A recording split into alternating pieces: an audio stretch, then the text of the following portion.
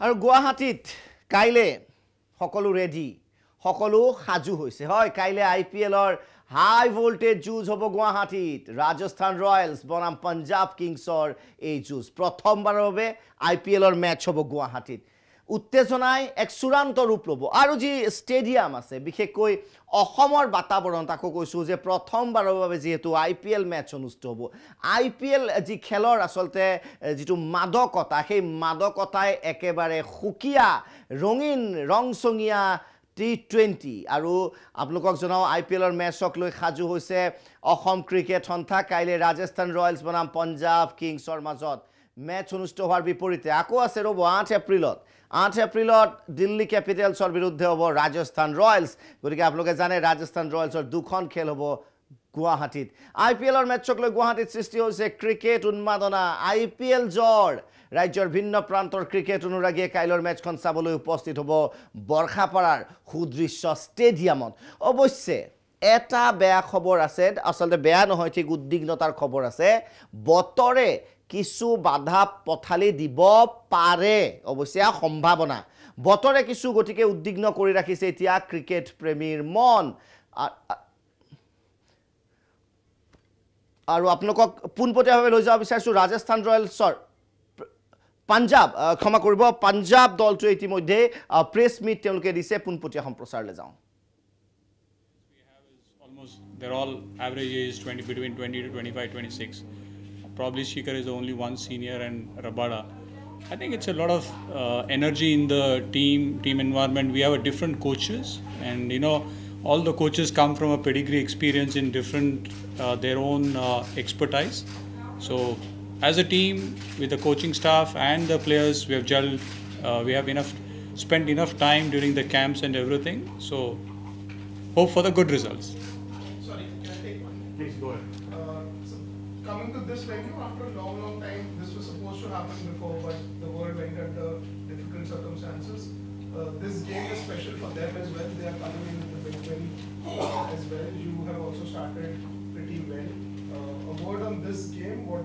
does it look like in coming here at a special venue? I think it's important for all of us, post-COVID, there is something to look forward and come to the ground. When even for players also, it's so much fun having a full house crowd that gets their own energy levels high, motivations level high. And of course, Northeast, it's important venue for Royals also. So in a way, it's a good thing to travel, expertise, get know to the different conditions. I think as a cricketer, they all need to adapt to a different conditions. আৰু কিছু যান বাহনৰ ক্ষেত্ৰত কিছু হাল সলনি হ'ব মেচক লৈ আৰক্ষীয়ে কি কৈছিল এই সন্দৰ্ভত দেখুৱাই লৈছোঁ 8 এপ্ৰিলৰ পুৱা 5 বজাৰ পৰা নিশা 10 বজালৈ নেশ্যনেল হাইৱে 27 and 17ত 4 চকাযুক্ত বা তাৰ ওপৰৰ চকাযুক্ত সামগ্ৰী কঢ়িওৱা বাণিজ্যিক বাহনৰ চলাচলৰ ক্ষেত্ৰত নিষেধাজ্ঞা অনা হৈছে 5 এপ্ৰিল তাৰিখে দিনৰ 1 বজাৰ পৰা নিশা 11:45 বজালৈ আৰু 8 এপ্ৰিলৰ দিনৰ 11 বজাৰ পৰা নিশা 10 বজালৈ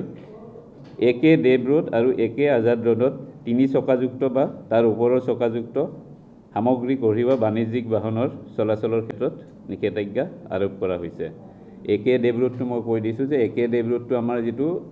চাইকেল ফেক্টৰীৰ পৰা যিটো লখৰালৈ যায় সেইটো একে দেৱ ৰোড আৰু একে আজাদ ৰোডটো হ'ল যিটো গড়চুক চাৰিআলিৰ ফালৰ পৰা যিটো ফটাচিল আমবাৰীৰ ফালে সোমাই আহিছে সেইটো একে দেৱ ৰোড নেক্সট 5 এপ্ৰিল দিনৰ 3 বজাৰ পৰা নিশা 11:45 লৈ আৰু 8 এপ্ৰিল দিনৰ 11:30 বজাৰ পৰা নিশা 10 বজালৈ একে আজাদ ৰোড অৰ্থাৎ লখৰা ৰোডটো ওৱান ৱে কৰা হ'ব যান বাহনসমূহ কেৱল চাইকেল ফেক্টৰী দিশৰ পৰা লখৰা চাৰিআলিৰ দিশলৈ চলাচল কৰিব পাৰিব